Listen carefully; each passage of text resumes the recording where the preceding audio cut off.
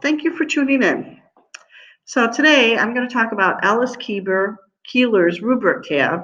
And Alice Keeler, if you don't know her yet, she's somebody great to check out with. She does a lot of things on Google Docs and Google Sheets and Google Forms, and she creates templates and does all the coding behind the scenes for you so that things work wonderfully. So if you look in my s'more below this video, you'll see a link to what I'm going to click on, which is this Alex Keeler Rubric tab. And this is the link that you're going to see when you click on my link. So, of course, you've got to make a copy. This is a template, so you can customize everything on it. It's really wonderful and simple to use. I'd like to give a shout out to Marcia Johnson because she's the one who had questions about this. And so she's the one who I found out this existed for. So if you look here, when you first open this to make a copy, and you can name it whatever you want to name it, it starts out with the roster.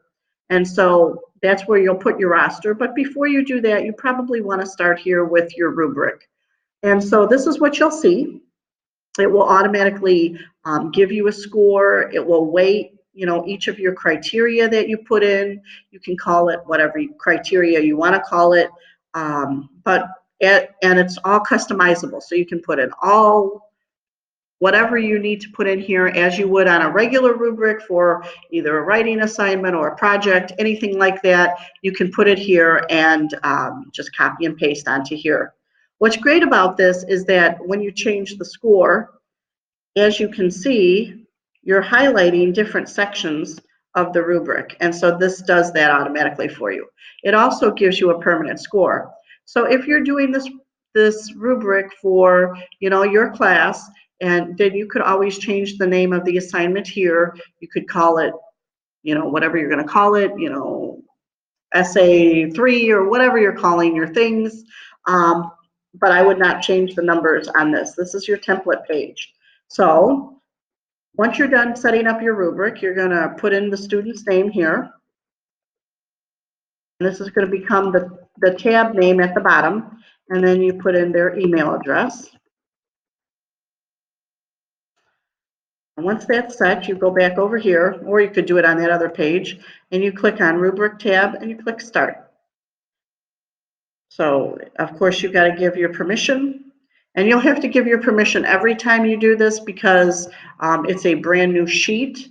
Every time you create a new copy and you rename it, it's something new. So it will ask you, so here is your directions in short, so to speak. You edit the rubric, which I already told you to do. Then you create the rubric. So what this will do is it will go back to your roster and it will give you the tabs for all the students that you have. So now here's my tab.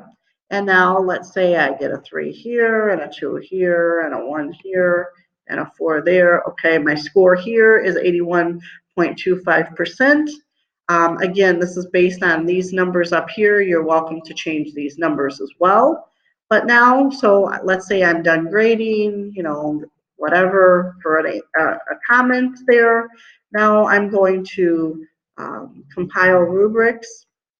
And when you compile rubrics on this page, so that's where it goes back to, it gives you across the top here all the information of what you did, your comments, your criteria scores, all of those kinds of things, which of course your criteria scores, great to share information in PLCs. And then, of course, when you're done with that, then you're going to email your rubric to your students.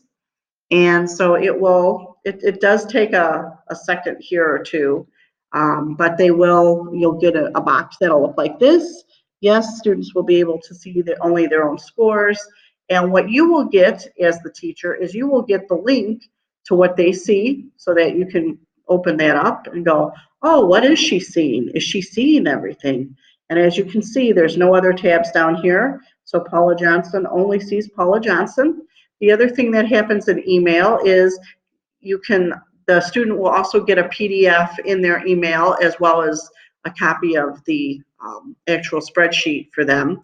But then again, you see the PDF of what you just scored for the student.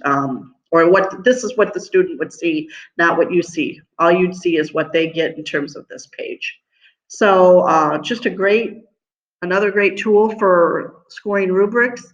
I thought it was really interesting and important to share this out. So please, if you have any questions, let me know, and thanks for tuning in. Just one other thing, you might want to continue to read down below for some other surprises in this more. Thanks for tuning in.